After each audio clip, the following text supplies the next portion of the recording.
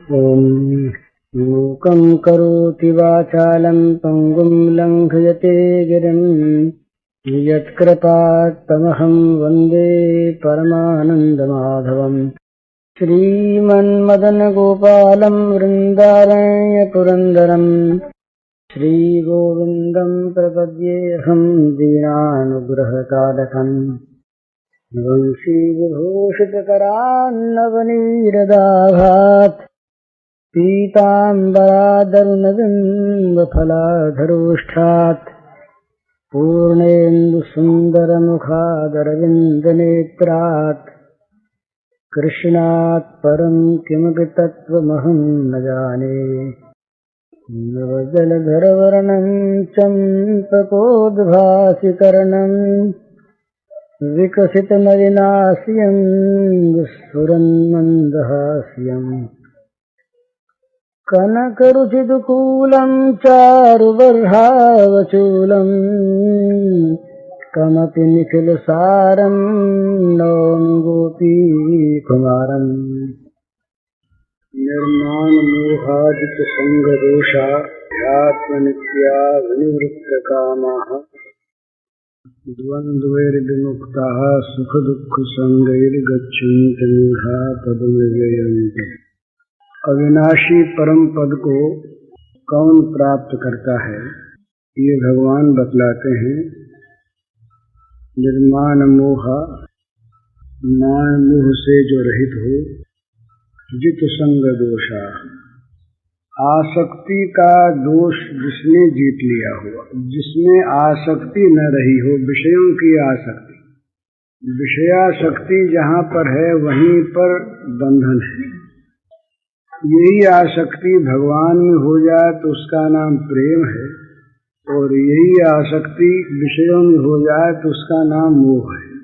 तो ये आसक्ति जब तक विषयों में रहती है तब तक कामना पैदा होती रहती है, और जब तक कामना पैदा होती रहती है तब तक कामना से उत्पन्न होने वाले जो दोष हैं वे सब भी बने ही रहते हैं। तो विषयों के बदले में भगवान में आसक्ति, या तो आसक्ति रहे नहीं कहीं पर भी, संसार की सत्ता ब्रह्म की सत्ता में विलीन हो जाए, और आसक्ति यदि रहे तो केवल भगवान के चरणारविंद में, भगवान के रूप गुण यश में, भगवान की कीर्ति में, भगवान के सौंदर्य माधुर्य में आसक्ति रहे, तो वो आसक्ति विषयाशक्ति को का नाश कर देती है। विषयाशक्ति और भगवदाशक्ति में बड़ा अंतर है। विषय की आसक्ति जो है ये पद पद पर मन को विषयों की खोज में ही लगाए रखती है। रात दिन स्वप्न में भी वो विषयों का ही चिंतन होता उसके द्वारा, और ये दोनों में बड़ा भारी संबंध। विषय चिंतन से आसक्ति बढ़ती है और विषयाशक्ति से विषय चिंतन बढ़ता है, और वो उसका कहीं अंत नहीं है, कहीं कोई पार नहीं है, प्रकृति के विस्तार का अंत नहीं है। इसलिए विषयों की प्राप्ति से विषय कामना छूट जाए ये नहीं होता, ऐसा कहा है। क्योंकि जितना भी विषयों का प्राप्त होना है उतना ही अधिक विषयों की इच्छा होना है, कहीं भी तृप्ति नहीं होती इनसे। इतनी बात हुई थी उस दिन कि जो चीज अनित्य है, अपूर्ण है और परिवर्तनशील है, उससे कभी भी किसी को भी आत्म तृप्ति नहीं होती, संतोष नहीं होता, क्योंकि वो अपूर्णता निरंतर सामने रहती है, अनित्यता निरंतर सामने रहती है। जो वस्तु मिली है वो अपूर्ण है, और जो मिली है वो रहेगी नहीं, और मनमानी मिलती नहीं।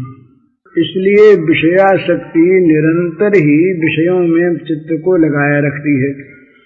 विषयाशक्ति से कामना पैदा होती है, कामना से अगले सारे दोष पैदा होते हैं। तो विषयों की आसक्ति जब तक जीती नहीं जाती तब तक भगवान में आसक्ति होती नहीं, और भगवान में आसक्ति हुए बिना विषयाशक्ति जाती नहीं। तो भगवान में आसक्ति करने का, भगवान में प्रीति करने का, भगवान में चित्त किसी प्रकार से जुड़ जाए, जाकर भगवान में फंस जाए, इस प्रकार की चेष्टा का नाम साधना है। तो भगवान के लीलाओं के गुणों के गान से उनमें चित्त रमता है। भगवान के नाम से चित्त शुद्धि होने पर चित्त भगवान में रमता है। भगवान के लिए कामना छोड़कर सेवा भाव से कर्म करने पर चित्त भगवान में लगता है। भगवान के परम तत्व का आभास मिल जाने पर चित्त भगवान में रमता है। ये कई उपाय हैं। जिस किसी उपाय से भी चित्त भगवान में रम जाए और जगत से हट जाए, ये चेष्टा करनी है। तो जिनका जगत से चित्त हटा, जगत के पदार्थों में चित्त नहीं लगता, नहीं फंसता, ऐसे जो लोग हैं संग रहित, वे दिव्य विनाशी पद को प्राप्त होते हैं। अध्यात्म नित्य, नित्य नित्य जिनका मन भगवान में लगा रहे। ऐसा होता है, जो वस्तु प्रिय होती है उसमें मन लगता है, या जो वस्तु आवश्यक होती है उसमें मन लगता है, या जहाँ भय होता है वहाँ मन लगता है। तीन तरह से मन लगता है, भय से, आवश्यकता से और प्रीति से। इनमें उत्तरोत्तर उत्तम है। कंस को भय हुआ, रात दिन भगवान कृष्ण की आशंका हो गई, अभी आए, अभी आए, अभी मार देंगे। तो रात को सोते सोते वो जग उठता था, दौड़ने लगता था, आ गए। तो निरंतर मन भगवान में रहता था। आवश्यकता, जैसे जल की प्यास लग गई, तो प्यास लगने के बाद जल की स्मृति करानी नहीं पड़ती। तो प्यास अपने आप स्मृति जगाए रखती है। भूलने की चेष्टा करने पर भी भूल नहीं सकता, क्योंकि प्यास के मारे प्राण व्याकुल हैं। तो आवश्यकता होने पर स्मृति रहती है। और तीसरी चीज है प्रीति, जो सबसे उत्तम है। प्रीति हो जाने पर वो वस्तु भुलाई नहीं जाती। हम लोग जो कहते हैं ना, हमारी अमुक से प्रीति है, अमुक में प्रीति है, भगवान में प्रेम है, ये वास्तविक नहीं है। जिसमें वास्तविक प्रेम होता है वो भुलाया नहीं जाता। अनजान में भी उसकी स्मृति बनी रहे। वो कोई याद करने के लिए करता हो सो नहीं है। भाई भगवान को याद रखने के लिए याद रखने का अभ्यास करो, ऐसी बात नहीं है। अनजान में भी स्वाभाविक ही उसकी स्मृति वहाँ, उसका मन वहाँ लगा रहता है। और जो मन की तरफ देखता है तो मालूम होता है मन तो वहाँ लगा है। दूसरी चीज का ध्यान करने लगता है, पढ़ता है, लिखता है, तो जब मन की ओर देखता है तो मालूम होता है मन तो वहाँ गया हुआ, यहाँ है ही नहीं। तो जहाँ प्रीति होती है वास्तविक किसी वस्तु में हो, वहाँ मन अपने आप लगता है। प्रीति में मन लगता है। और प्रीति जो है ना, एक बात और है, प्रीति पवित्र होती है। प्रीति में वस्तु के प्राप्त करने की अपेक्षा वो प्रीति अधिक महत्व की वस्तु होती है। एक बहुत समझने की चीज है ये, प्रेम या प्रीति किसी वस्तु को प्राप्त करा के जो सुखी कर दे, वो वास्तविक प्रीति नहीं है। वो भी प्रीति है, क्योंकि जो वस्तु की प्राप्ति से सुख हो गया, अब वो प्रीति उस रूप में नहीं रही। वस्तु प्राप्त हो गई ना, तो वस्तु की प्राप्ति के लिए होने वाली प्रीति वस्तु तक सीमित है, वस्तु से आगे नहीं है। परंतु जो प्रीति है वो तो नित्य नवायमान रहती है, प्रतिक्षण वर्धमान रहती है। क्यों कि प्रीति का स्वभाव यह है कि किसी वस्तु से उसका विराम नहीं होता, प्रीति रुकती नहीं, और किसी वस्तु को चाहती नहीं। ये बड़ी गंदी मिसाल मानते हैं। ये अरबी में लैला मजनू का जो इतिहास है, इसको लोग गंदा कहते हैं। और परंतु ये उसको देखा जाए तो मैं तो एक दिन देख रहा था तो मुझे मालूम हुआ कि श्री राधा जी तो वहां मजनू बने हुए हैं और श्री कृष्ण ही लैला है। उल्टा मजनू ये गौर वर्ण थे और लैला बड़ी काली थी, ऐसा वर्णन आता है। लैला राजपुत्री थी और मजनू एक बड़े गरीब का लड़का था। मजनू कभी मिलना नहीं चाहता था, मिला नहीं, और लैला सुनती थी पर कभी उसने चेष्टा नहीं की मिलने की। उनका प्रेम, पवित्र प्रेम निरंतर रहा। अंतिम बात सुनाता हूं, बड़ी बढ़िया है।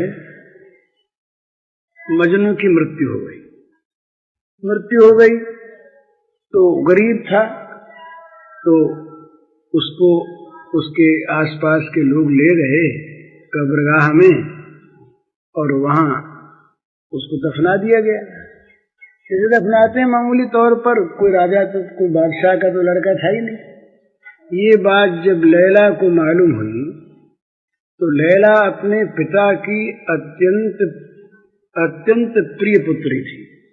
वो पिता इतना उस पर प्यार करते थे कि उसकी कही हुई बात कोई टालते नहीं थे।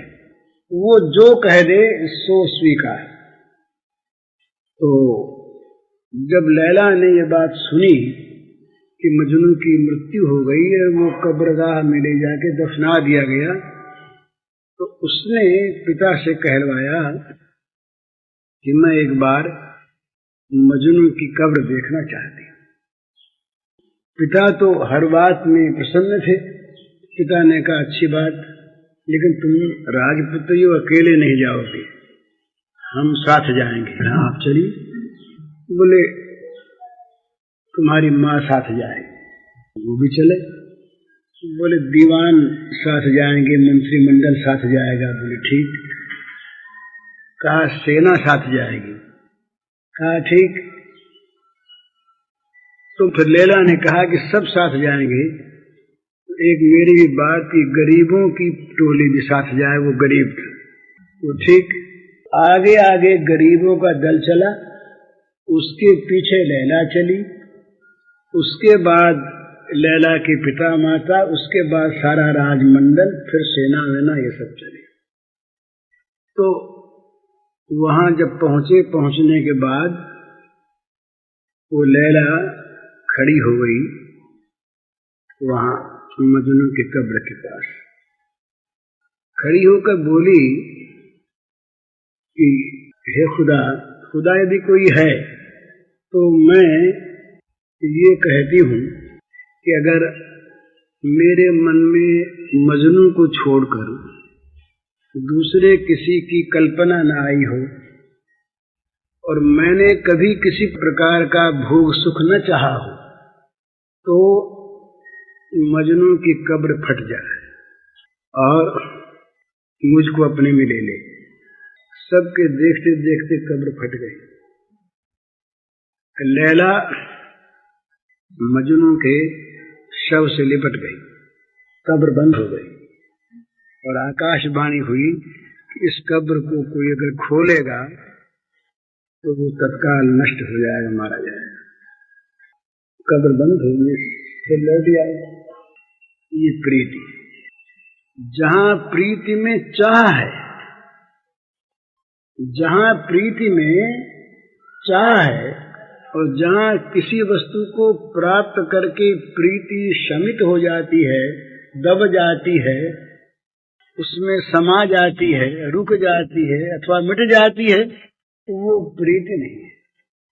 इसीलिए भगवत प्रेम इतना ऊंचा है। इसको इसीलिए ये भक्ति संप्रदाय के दार्शनिकों ने, भावुकों ने नहीं, इसको पंचम पुरुषार्थ माना है, जहां पर मोक्ष की इच्छा भी मिट जाती है। क्योंकि मोक्ष की इच्छा में भी अपने बंधन का भान है और बंधन से छुटकारे की इच्छा है।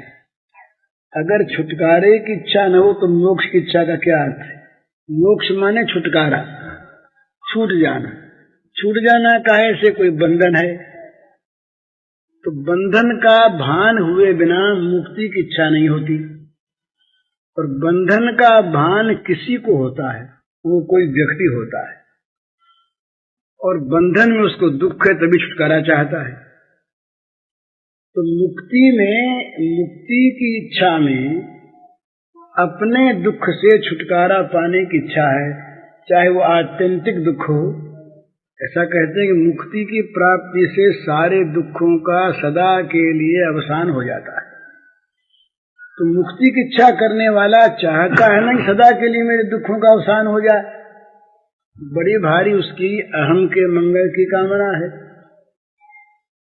तो इससे भी ऊंचा, जहां पर अहम सर्वथा दूसरे किसी के सुख में विलीन हो जाए, दूसरे किसी के सुख का स्वरूप बन जाए, अपनी स्थिति ही न रहे, इसका नाम प्रेम है। ये प्रेम में जहां हम लोग छोटे छोटे कामनाओं को, गंदे काम को जहां प्रेम का रूप समझ लेते हैं, ये तो हमारी समझने की गलती है। वो तो इतना ऊंचा है, इतना ऊंचा है कि जहां तक बहुतों की तो दृष्टि ही नहीं जाती।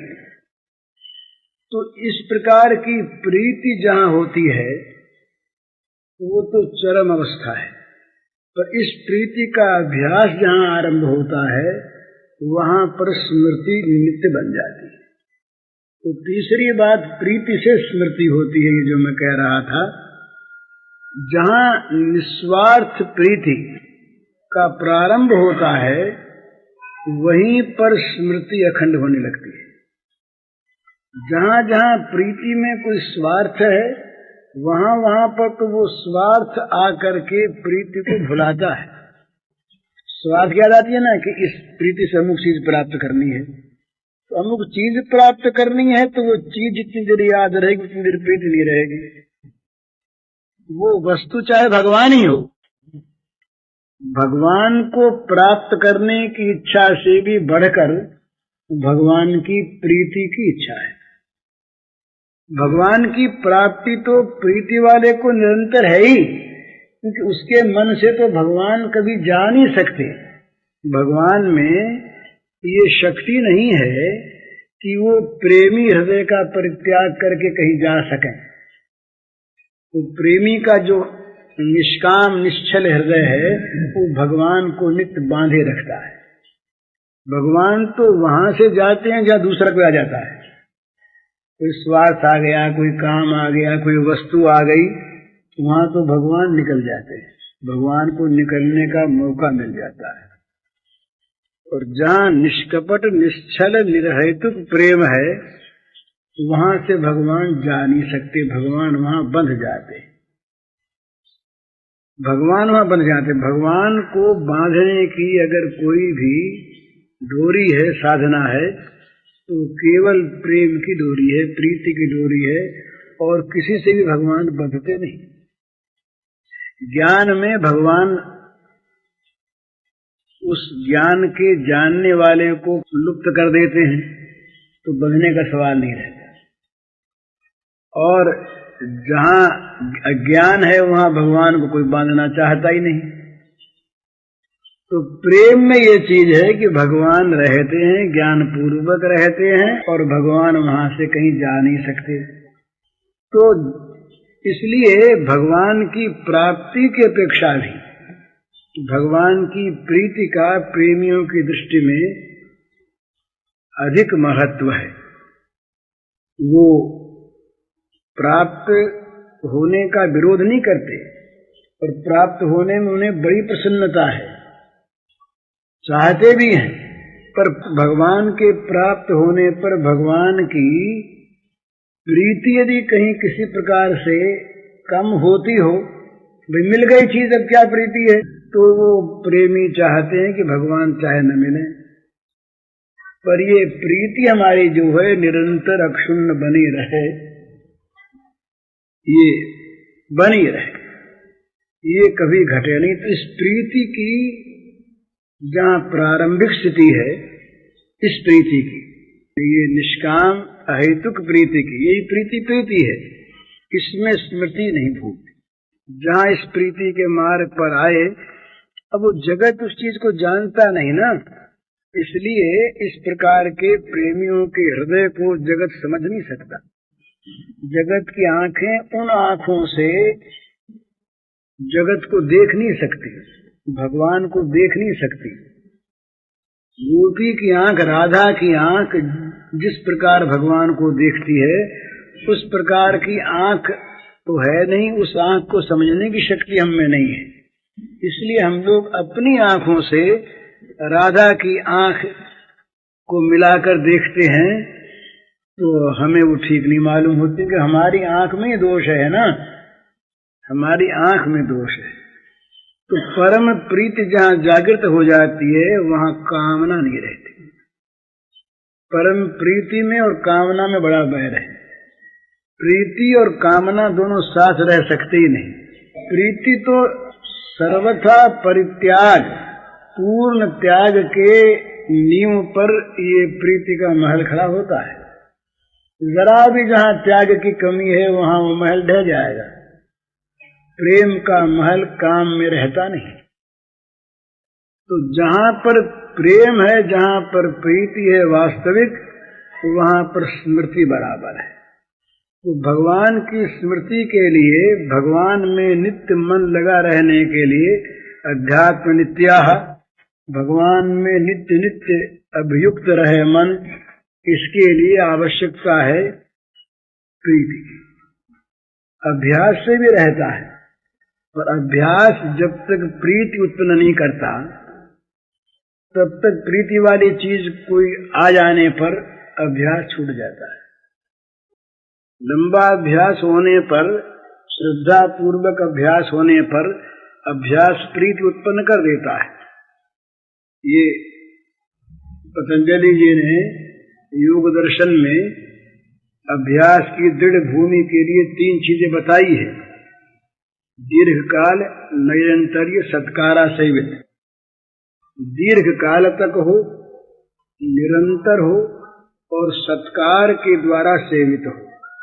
बला टालने के लिए जो अभ्यास होता है, वो अभ्यास प्रीति उत्पन्न नहीं करता और ठहरता ही नहीं। तो जब तक वो वस्तु पूरी न हो, तब तक अभ्यास होता ही रहे। और अभ्यास आज किया कल नहीं सोनी, निरंतर होता रहे और सत्कार पूर्वक हो, सम्मान पूर्वक हो, आदर पूर्वक हो, तब साधन की दृढ़ भूमि होती है। दृढ़ भूमि का अर्थ यही कि उसमें प्रीति उत्पन्न हो जाती है, वो जीवन का स्वभाव बन जाता है। तो अभ्यास में अगर कोरा अभ्यास है, प्रीति नहीं है और आवश्यकता नहीं है, तो अभ्यास रहेगा नहीं बहुत दिन तक। वे कौन बेमतलब, कौन रोज रोज बैठे, कौन रोज रोज समय लगावे। जिस चीज की आवश्यकता ही नहीं है, उसके लिए रोज रोज समय लगावे। तो पहले ये साधना में, जो भगवत साधना में लगते हैं, गुरु या शास्त्र या उसका साधन, सबसे पहले उसके अंदर साध्य की आवश्यकता पैदा करता है। जब तक साध्य की आवश्यकता, साध्य नहीं और साध्य की आवश्यकता नहीं, तब तक साधना नहीं होगी। ये साधना का प्रारंभ जहाँ होता है, वहाँ साध्य की आवश्यकता से होता है। जैसे भूख लगी है, भोजन चाहिए, खर्च की कमी है, धन चाहिए, तो धन की आवश्यकता, भोजन की आवश्यकता, भोजन साध्य है, धन साध्य है, उसकी आवश्यकता हो गई, तो उसके बाद साधन होगा। उसकी प्राप्ति के लिए चेष्टा होगी, खोज होगी, लगन होगी, क्रिया होगी। लेकिन किसी ने कह दिया कि अमुक चीज बड़ी अच्छी है, तुम अमुक काम किया करो, उसके में आवश्यकता है नहीं, तो 2 दिन तुम चाहे कौतूहल से कर लेंगे, किसी कहने से कर लेंगे, फिर मन कहेगा कि इसकी जरूरत ही नहीं है, फजूल समय लगाते हो, फजूल तुम अपनी शक्ति लगाते हो, फायदा क्या है, मन कहेगा और वो उसमें शिथिलता आ जाएगी, छोड़ देगा। तो साधन की लगन कहाँ होती है? जहाँ साध्य में श्रद्धा होती है, साध्य की आवश्यकता होती है, उसकी जरूरत पैदा हो जाती है, साध्य बन जाता है, उसमें श्रद्धा। इसीलिए भगवान ने कहा कि भाई हमारी जानकारी प्राप्त करने के लिए तीन चीज आवश्यक है, ये तो हमें जानता ही नहीं। तीन चीज कौन सी? श्रद्धावान लभते ज्ञानम, तत्परः संयतेन्द्रियः। श्रद्धावान तो पुरुष हो, सबसे पहली बात श्रद्धावान हो। भगवान हैं, उनकी प्राप्ति होती है, हमें उनकी प्राप्ति करनी है और अवश्य होगी। ये श्रद्धा यदि नहीं हुई तो तत्परता ही नहीं आएगी। लगेगा क्या? जिसकी जरूरत नहीं है, जो वस्तु है कि नहीं है ये पता नहीं है, जिसके मिलने पर कोई लाभ या हानि होगी ये कोई बात नहीं है, उसके लिए माथापच्ची कौन करे, कौन समय लगावे, अपना दूसरे कामों में रहेंगे ना। ऐसा होता है। विषयासक्त हम लोग जो हैं, हमारी दृष्टि में बहुत बार साधना में चीज फालतू लगती है। ये तो व्यर्थ में समय खोना, इतनी देर तक सेवा ही करते, अच्छा आदमी समझ, अच्छा आदमी की बात, इधर सेवा करते, इधर कोई किताब पढ़ते, स्वाध्याय करते, कोई अच्छा काम करते, और इससे नीचे होते लोग समझते इतनी देर अपने धन कमाने काम में लगते, काम में लगते फिजूल पूरा समय 2 घंटा बैठ करके क्या फायदा हुआ? तो स्वाभाविक बात है, श्रद्धा के बिना तत्परता नहीं होती, और तत्परता के बिना इंद्रिय संयम नहीं होता। किसी काम में जब चिट्ठी लिखते हैं और उसमें पूरी तत्परता है, उस समय कोई कहेगा जरा गाना सुन लो, बोले भाई 2 जरूरी काम है, पीछे बात, गाना तो अच्छा लगता है, बहुत जरूरी काम, उसमें तत्पर हो रहे हैं ना, तो तत्परता में इंद्रिय संयम अपने आप होगा। बल्कि गाना उसको सुनेगा नहीं, किसी एक विषय में जिसका मन तत्पर है उसकी इंद्रियां दूसरे कामों में उस समय लगेगी नहीं। बोले भाई तुम कुछ कह तो रहे थे, हमारा मन इस काम में लगा हुआ था, तुम क्या कहे हमको तो पता नहीं लगा। पता क्यों? कान तो थे ही, बहरे थे ही नहीं, आवाज गई पर कान के साथ मन नहीं था, मन दूसरे काम में था। ये नियम है कि इंद्रिय उसी विषय को ग्रहण करती है जिस विषय में मन रहता है। अगर मन नहीं रहता तो जोर जोर से कोई बोलता जाए और हमारा मन और तरफ है तो हम सुनेंगे नहीं। कहीं को बोल तो कोई रहा था और हमने ध्यान नहीं दिया। तो बहरा न होने पर भी आवाज नहीं सुनती, अंधा न होने पर भी वस्तु नहीं देखती। क्यों नहीं देखती? मन साथ नहीं है। तो मन साथ होने का नाम तत्परता है। तत्परता में इंद्रिय संयम होता है और तत्परता श्रद्धा से। तो साध्य की जब तक आवश्यकता न हो, ये हम लोग कहते हैं साहब इतने इतने वर्ष हो गए भगवान की प्राप्ति हुई नहीं, तो प्राप्ति करना चाहा कब? सबसे पहला प्रश्न है, प्राप्ति करना चाहा कब? भगवान की प्राप्ति चाहते तो भगवान की प्राप्ति न होने पर और प्राप्ति का साधन न बनने पर बड़ा दुख होता। स्वाभाविक बात है, हम जो चीज चाहते हैं उसके लिए अगर प्रयत्न नहीं होता है, फिर तो उल्टा हो जाता है, दुख होता है। और भगवान की प्राप्ति यदि चाहते वास्तव में तो हम साधन में लगते ही, श्रद्धा पूर्वक लगते, तत्परता पूर्वक लगते, निरंतर लगते, दीर्घ काल तक लगते, पर लगे नहीं। क्यों नहीं लगे? उसकी आवश्यकता नहीं। इसीलिए सत्संग वगैरह में पहले आवश्यकता पैदा की जाती है मनुष्य के मन में, अमुक चीज की पहले जरूरत पैदा करो, तब उसके लिए साधना होगी, लगन होगी। नहीं तो कुछ नहीं, 2 दिन किया फिर छोड़ दिया, बोले कुछ नहीं, उसमें कोई आनंद आया नहीं। तो आनंद पहले हो जाता है, पहले तो वो जो तप हो रहा है वही आनंद की चीज है, साधना हो रही वही आनंद है, उसका फल कोई आनंद होगा वो पीछे देखा जाएगा। महात्मा लोग तो कहते हैं कि हम दूसरा आनंद नहीं चाहते, हम तो जो आपका स्मरण करते हैं ये आनंद हमारा बना रहे बस, और ये आनंद कहीं जाता हुआ आपके स्मरण से, आपकी प्राप्ति से, तो आपकी प्राप्ति भी हम नहीं चाहते। हम तो आपकी प्रीति चाहते हैं, जो प्रीति नित्य आपका मन स्मरण कराती रहे, उस प्रीति की आवश्यकता हमें, आपकी आवश्यकता नहीं। तो प्रीति जो होती है वो ऐसी ही नित्य वर्धमान होती है, वो कभी घटती नहीं। तो ये अध्यात्म नित्याः, भगवान में नित्य मन रहे कब? या तो आवश्यकता हो तब, और या प्रीति हो तब।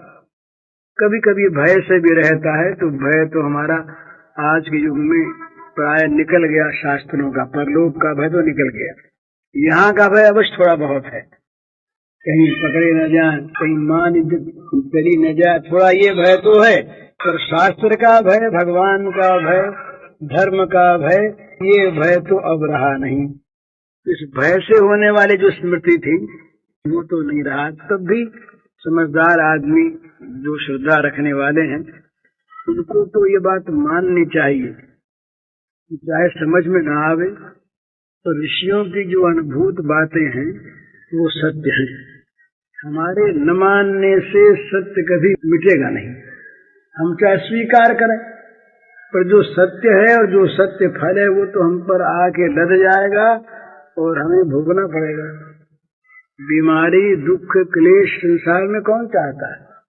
आ जाते हैं और आ जाते हैं तब भोगने पड़ते हैं, चाहे उसको न मानने का प्रस्ताव 1000 पास कर ले, नहीं मानते पर भोगना ही पड़ेगा, वो तो आवेगा ही। तो इसलिए शास्त्र पर, शास्त्र वाक्यों पर, ऋषियों के अनुभूत शब्दों पर श्रद्धा करनी चाहिए और जो चीज बुरी है उससे हटकर अच्छे में लगना चाहिए, तभी हमारा मन भगवान में लगेगा। अभी तो हमारे मन में जहाँ तक ये विषयों में सुख है इस प्रकार का मोह लगा है ना, वहां तक तो हमारा मन रात दिन उनमें लगा है।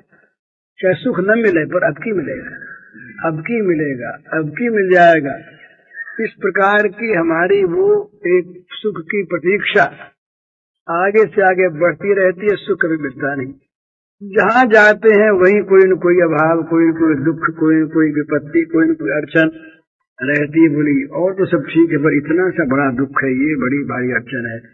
सबके मन में है कोई के कुछ, कोई उनका चाहे रूप अलग अलग हो, परंतु मन से ये बाधा दूर नहीं होती और ये दूर होने की नहीं है, क्योंकि संसार की प्रत्येक स्थिति अनित्य ही है और अपूर्ण ही है। तो अनित्य पूर्ण कभी पूर्ण नित्य होता नहीं, इसलिए भगवान में मन नहीं लगता। तो भगवान में मन लगने के लिए इससे जो पहली चीज आई जितु संग दोषा, आसक्ति से हटकर भगवान में आसक्ति करने की चेष्टा करें। भगवान में आसक्ति हो जाएगी, भगवान में प्रीति हो जाएगी, तो भगवान में मन अपने आप लगेगा। प्रीति हो जाने पर मन अपने आप लगता है, और जब प्रीति हो जाती है तब क्या होता है? विनिवृत्त कामा। और कामना जो है संसार की भली भांति निवृत्त हो जाती है। ये भगवत प्रीति में निवृत्त नहीं होती। जब तक संसार प्रीति है, जब तक संसार के भोगों में आसक्ति है, तब तक आसक्ति कामना पैदा करती ही रहेगी। संगात संजायते कामा, ये सिद्धांत है। कामना पैदा होती है संग से, आसक्ति से। रजोगुण समुद्भव रजो रागात्मकम विद्धि, कामना पैदा होती है रजोगुण से। रजोगुण का अर्थ है राग, आसक्ति। तो जब तक आसक्ति है तब तक कामना पैदा होगी। आसक्ति मिटी, भगवान में मन लगा कि कामना सारी गई। विनिवृत्त कामा, और जब विनिवृत्त कामा हो गए, कामना मिट गई तो एक स्थिति पैदा होगी। फिर कामना मिटने वाले की एक स्थिति होती है, वो द्वंद्व रहित हो जाता है। ये सुख है, ये दुख है, ये हानि है, ये लाभ है, इस प्रकार के भावों को लेकर जो मन में हर्ष और विवेक होते हैं, ये उसको नहीं होते। द्वंद्व विमुक्ता सुख दुख संज्ञा, सुख दुख नामक द्वंद्वों से वो विमुक्त हो जाता है। हम लोगों ने सुख दुख कुछ एक उसकी कल्पना कर रखी है, ऐसी स्थिति का नाम दुख, ऐसी स्थिति का नाम सुख। कुछ सांसारिक वस्तुएं, सांसारिक स्थितियां प्राप्त हो तो सुख, और चली जाए तो दुख। ये सुख दुख की हमारे मन की कल्पना है। भाई मान प्राप्त हो गया तो सुख, अपमान हो गया तो दुख, धन प्राप्त हुआ तो सुख, चला गया तो दुख, पुत्र प्राप्त हुआ तो सुख, मृत्यु हो गई तो दुख। ये कुछ वस्तुएं, कुछ स्थितियां हम लोगों की कल्पना में हैं और उनका नाम सुख दुख में रख छोड़ा है। इनका मूल कामना है। तो भगवान कहते हैं कि सुख दुख संज्ञा, ये जो सुख दुख संज्ञा वाले जो द्वंद्व हैं, इस द्वंद्व से वो विमुक्त हो जाता है। न हृष्यति न द्वेष्टि, न सोचती न कांक्षति। भगवान ने कहा कि फिर वो न तो अनुकूल किसी वस्तु स्थिति के प्राप्त होने पर हर्षित होता है और न प्रतिकूल की प्राप्ति में द्वेष करता है, और न प्रतिकूल की प्राप्ति या अनुकूल के विनाश पर सोच करता है, और न प्रतिकूल के विनाश और अनुकूल की प्राप्ति की आकांक्षा करता है। यो न हृष्यति न द्वेष्टि न सोचति न कांक्षति शुभाशुभ परित्यागी भक्तिमान यह स मे प्रिय। वो भक्तिमान मेरा प्रिय है जो इस प्रकार हर्ष द्वेष सोच और आकांक्षा से रहित है। तो यही द्वंद्व है। द्वंद्वातीतो विमत्सरः। वो जो भगवान को जानने वाला है वो कैसा रहता है? वो नित्य भगवान में उसका मन लगा, नित्य सत्वस्थ, निर्द्वंद्वो नित्य सत्वस्थ, निर्द्वंद्व है, नित्य सत्वस्थ है। वो निर्योग क्षेमात्मवान, संसार के योगक्षेम से वो रहित है, चिंता से रहित है, आत्मवान है। इसी प्रकार वो भक्त है जो हर्ष द्वेष और आकांक्षा चिंता से रहित है। तो ये द्वंद्व से विमुक्त इस प्रकार का जो प्राणी हो जाता है या होने लगता है वो भगवान की ओर बढ़ने लगता है। इसका फल भगवान की प्राप्ति है। तो इसमें कल जैसे बात हुई थी, मन को थोड़ा पलटने की आवश्यकता है। विषयी मन से साधक मन बनाना है। विषयी मन जिस प्रकार चीजों को देखता है संसार में, साधक उससे उल्टा देखता है और सिद्ध सम देखता है। ये तीन दृष्टि है। साधक विषयी विषयासक्त मन से संसार को देखता है और साधक विषय विरक्त मन से संसार को देखता है और सिद्ध भगवत भाव से संसार को देखता है। ये तीन भेद हैं। तो विषयासक्त मन से जो संसार को देखता है उसकी दृष्टि अनुकूल विषयों पर रहती है। प्रतिकूल विषयों से वो डरता है, उनको हानि मानता है, उनको मरण मानता है, उनको बड़ा भारी एक नुकसान मानता है। इसलिए उस नुकसान से बचकर उस लाभ की प्राप्ति के लिए वो यत्नवान रहता है, चाहे उसमें पाप करने पड़े, कोई आपत्ति नहीं। और विषय विरुक्त मन वाला जो संसार को देखता है वो विषयों की फंसावट से बचना चाहता है। कहीं मान मिलने लगा तो डर जाएगा, कहीं अधिक कीर्ति होने लगी तो डर जाएगा, कहीं संसार के लोग अधिक प्यार करने लगे तो डर जाएगा। उसको भी डर है, उसको डर है साधन मार्ग से पतित होने का। और विषयी को डर है ये भोग वस्तु के नाश होने का। बड़ा अंतर है। भोग वस्तु के विनाश से, भोग वस्तु की अप्राप्ति से, बड़े से बड़े प्रतिकूल समय से साधक नहीं डरता। वो डरता एक बात से कि कहीं भगवान के मार्ग से मेरी च्युति न हो जाए। तो ये भगवान के मार्ग से जरा सा हटा कि राग द्वेष ने उस पर कब्जा किया। राग द्वेष तब तक कब्जा नहीं कर सकता मनुष्य पर जब तक भगवान के मार्ग पर आरूढ़ है, डरता है। तो विषयी पुरुष का डर है भोग वस्तु का नाश न हो जाए, इसलिए निरंतर वो भोग वस्तु के संभाल में, भोग वस्तु की रक्षा में, भोग वस्तु की प्राप्ति में संलग्न रहता है।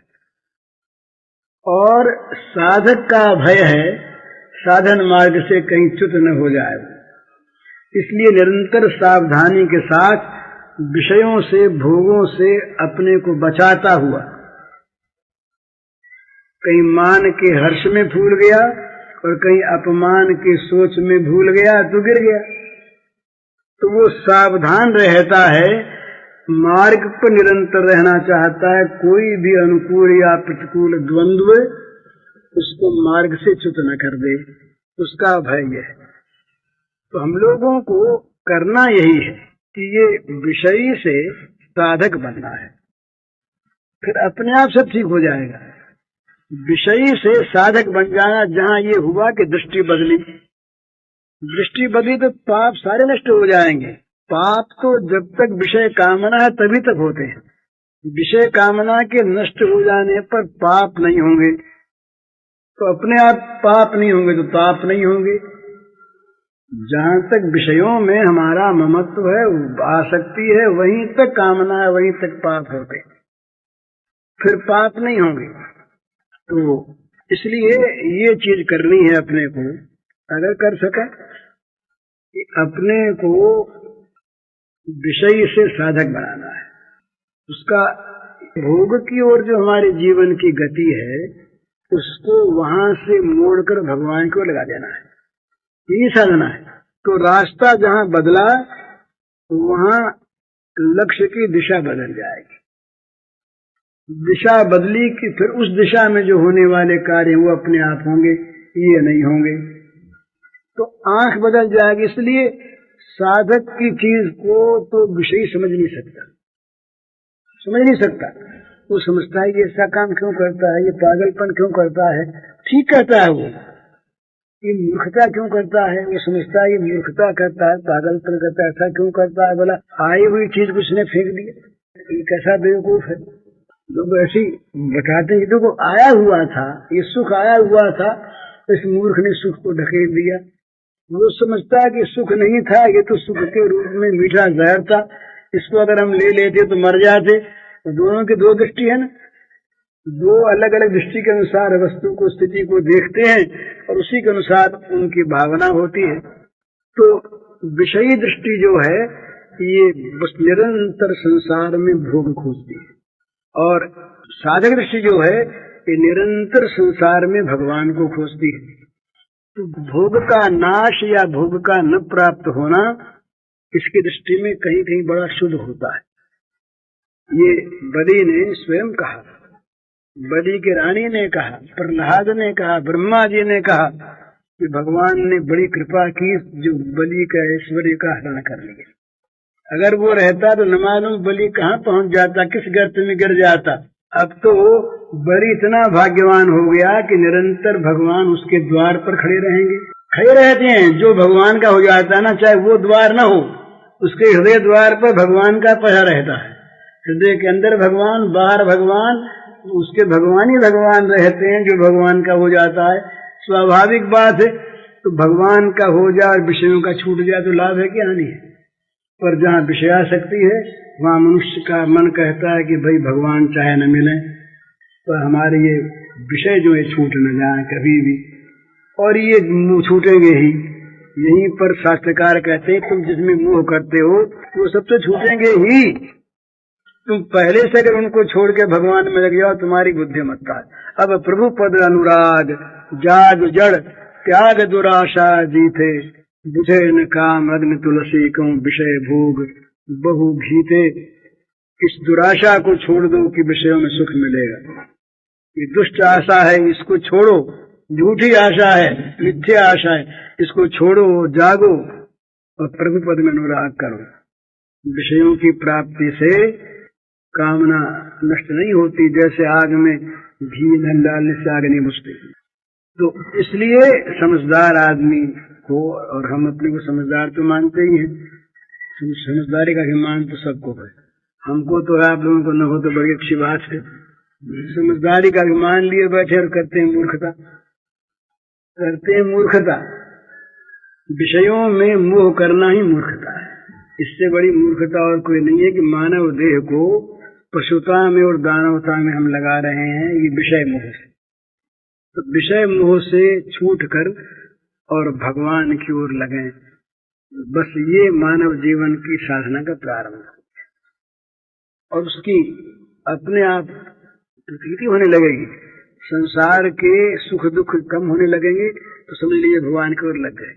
असर कम होने लगेगा, असर अपने आप घट जाए और फिर तो असर मिट जाएगा। फिर तो ये होगा कि संसार के बड़े से बड़ा दुख भी इसमें स्थितो न दुखे न गुरु नाथ विचार लिए थे। गुरु से गुरु, भारी से भारी दुख भी उसको विचलित नहीं कर सकेगा, क्योंकि ये दुखों का जो केंद्र है, जहाँ दुख पैदा होते हैं वो तो ये भोग ही हैं। दुख योन एव थे, दुखों की योनि, दुखों के खेत तो ये भोग हैं। इसलिए कहा भगवान ने कि बुद्धिमान आदमी इनमें रमता नहीं है। जो रमता बुद्धिमान नहीं, भगवान ने बुद्धिमान की परिभाषा कर, बुद्धिमान इनमें नहीं रमता। यही संस्पर्श जा भोगा दुख योनय एवते आद्यंतवंत कौंतेय न तेषु रमते बुधा। बुद्धिमान आदमी इन आद्यंतवंत और दुख योनि भोग में रमता ही नहीं। जो रमता है वो बुद्धिमान नहीं, वो तो अपने आप अपने पैर पर कुल्हाड़ी मारता है, अपने आप अपने सुंदर पाए हुए अवसर को खोता है, अपने आप अपने कल्याण का नाश करता है। वो बुद्धिमान कैसा? तो पर हमारी दृष्टि में, हमारी समझ में बुद्धिमान की परिभाषा दूसरी हो जाती है। विषयासक्त मनुष्य की बुद्धि में बुद्धिमान की परिभाषा दूसरी है, और साधक दृष्टि में दूसरी है। बुद्धिमान, ये विषयी आदमी उसी को बुद्धिमान मानता है जो ये न के न प्रकारेण किसी प्रकार भी विषयों का अधिक से अधिक संचय करके उनका सुख भोग सकता है, उसको परम बुद्धिमान कहते हैं। देखो ना, इसने कितना अपने आप को बढ़ा लिया, कितनी उन्नति कर ली, क्या से क्या हो गया, ऐसा कहते हैं ना, बड़ा बुद्धिमान उसको मानते हैं। और वो भी अपने मन में बुद्धि का गर्व करता है। लेकिन जो साधक है वो उसको देख करके दया करता है कि राम राम, ये बुद्धिमान आदमी था, इसकी बुद्धि अगर उधर लगी होती, बुद्धिमान था पर इसकी बुद्धि उधर लगी होती तो न मालूम ये वास्तव में कितनी उन्नति कर चुका होता। पर इसकी बुद्धि लगी इधर, तो बुद्धि का दुरुपयोग हुआ। बुद्धि ने बटोरा क्या? उन वस्तुओं को बटोरा जो क्षणभंगुर है, नश्वर है, जिनको छोड़ के जाना पड़ेगा। और उनको बटोरने में जो संताप और पाप हुए वो भोगे और भोगने पड़ेंगे। तो ये बुद्धिमानी नहीं है ना। तो इस प्रकार अपनी दृष्टि का अंतर पड़ने पर बुद्धिमानी में, सौभाग्य में, पुण्य में भेद हो जाता है।